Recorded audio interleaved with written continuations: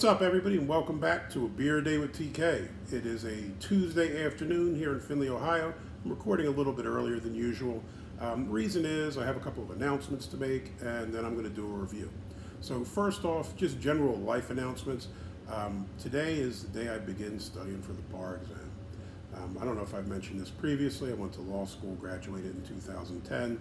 I pretty much immediately started teaching criminal justice, so I fell into a job as a professor and never got around to taking the bar exam. I had signed up to take it previously, and then my dad passed away, so I didn't take it. So I figured it's basically been long enough time to give the bar exam a shot. I had originally signed up to take it this past summer. Again, because I'm a professor, I have the summers off. It's kind of ideal. But because of the coronavirus, the summer one got canceled, so then they pushed it off to the fall. But I wanted to take the universal bar exam, the UBA, which is good in multiple states instead of just Ohio. Long story short, they weren't offering that in the fall. They pushed it off to February. So I find myself in a position where I have to take the bar exam in February. Not ideal, not what I wanted at all. I would have preferred the summer when I have ample time to study and prepare. But it is what it is, right? We keep grinding, we'll figure it out. That being said, there will be some potential hurdles for me to get over. One, I'll be back in class teaching and working. Bar exam is generally, 8 hours of practice a day working up to the bar exam. Given the fact that I've been out of law school for a decade, I would have liked a bit more time, but it is what it is. What does this mean? It means it'll be a little harder studying wise. Also means it's gonna be a little more difficult for me to fit the videos in. I don't plan to abandon them. I do plan to get all of the videos in. Some of them might just be a little bit later or done in the afternoon or whenever I have time to fit them in. So, my apologies if they're not showing up, kind of when we'd hope to. All right, now that that's out the way, let's get on to the beverage for today, which is Bold Rock Hard Cider. Hard ciders are something that I enjoy from time to time. Growing up, I really didn't see a ton of these. I remember maybe when I was in college, the Hornsby hard ciders were out. For the most part, I think maybe some of the girls I knew drank them, but they weren't something that was in the regular rotation for me or my friends. Wasn't really till I was probably, much older, maybe late 20s or 30s, till I really started drinking ciders or enjoyed them. I remember being in England with my family, and during the week we'd probably drink beers if you went out to a pub or out to eat. But on a Sunday, maybe have a Magner cider with some ice, a little something different. Break it up a little bit, and I kind of found that I don't mind them. I like apples, or pear ciders, Perry's. I don't mind them, but it's just a little something different. I wouldn't drink them all the time, but I figured it's time to review one, as there seems to be quite a few on the shelf. Now, this Bold Rock is a cidery that I've never heard of. It looks like this one here, this particular cider is called Virginia Apple, and this is from the Bold Rock Hard Cidery. Looks like their original location is in Nellyford, Virginia. They do have two additional Virginia sites, so Charlottesville and Crozet, not sure how you pronounce it.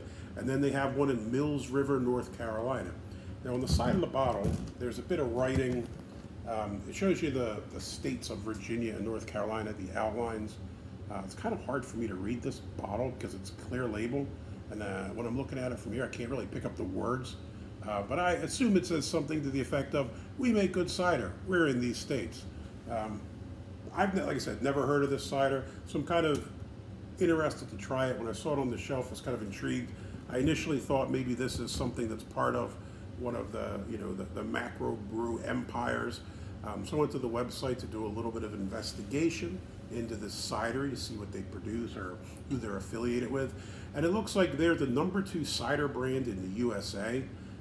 Which I was unaware of, and they're affiliated with Artisanal Brewing Ventures, which I also had never heard of. But it appears that this conglomerate basically has 6 Point Brewery from Brooklyn, Southern Tier, which has multiple locations, but they're originally from Lakewood, New York, and Victory Brewing, which is from Downingtown, Pennsylvania, not too far from Philly.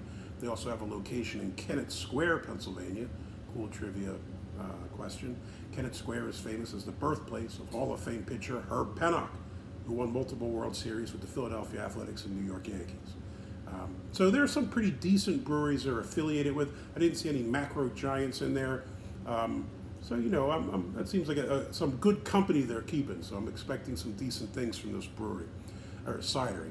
Looks like in addition to hard ciders, they offer seltzers, cocktails, and then hard tea and lemonade. I guess this is, again, part of a growing trend to offer more of these different types of beverages. So let's give this a shot. Bold Rock Cidery, Virginia Apple. This is coming in at 4.7 ABV. Untapped at a 3.61. Beer Advocate, no ratings. I'm assuming, I tried to look up some other ciders. I guess Beer Advocate doesn't have any ratings for ciders as they're not beers, which is fair enough. I understand. So, to start off, color, this is kind of crystal clear. It's not white, but it's very light in color. See right through it. Light carbonation, nothing too nuts going on there. Head, non-existent. That looks like an interesting beverage. Smell. When I was doing some reading, it said this was made with Granny Smith apples, which I guess are a little more tart or sour apples. Ones that are used in pies, I guess. I'm not a huge fan of those just to eat. Generally, I like Bread Delicious apples, but I know a lot of people like them. The smell is that. I mean, it's apples. It smells like apple juice. Maybe with a little bit of a bite to it.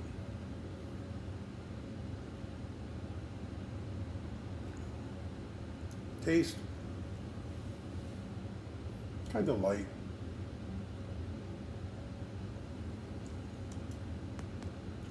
It's not bad.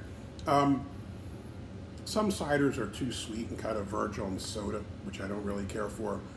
I kind of prefer the ones that are a little bit drier, maybe like Magners. I wouldn't quite say that this is dry. This might be somewhere in between.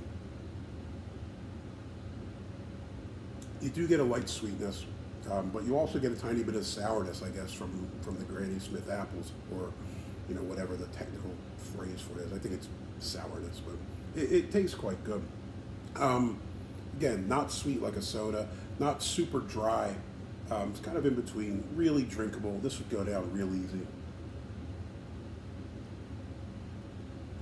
Doesn't really taste, can't really taste the alcohol too much. It honestly has a nice crisp taste. Like I said, semi-sweet, semi-dry. This is pretty solid cider in my opinion. I would drink another one. So, Bold Rock, you get the thumbs up. I would definitely try another one of these ciders. I'm interested to see what other ones they have out there. Kind of like the pear ciders, Perry, so I'll have to see if they make one of those, if I can locate that.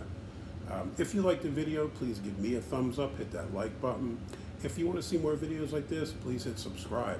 And as always, if you have any comments, questions, if you've tried stuff from Bold Rock, let me know what you think about it in the comments. I'll get back to you as quick as humanly possible. Again, thanks for all the comments and support so far. If you have any friends or family that are interested in beer videos or cider videos, please feel free to share. I'm always interested in growing the audience and increasing the conversation about the world of beer and ciders and all these wonderful things. Hey, until next time, cheers. Have a great rest of the work week.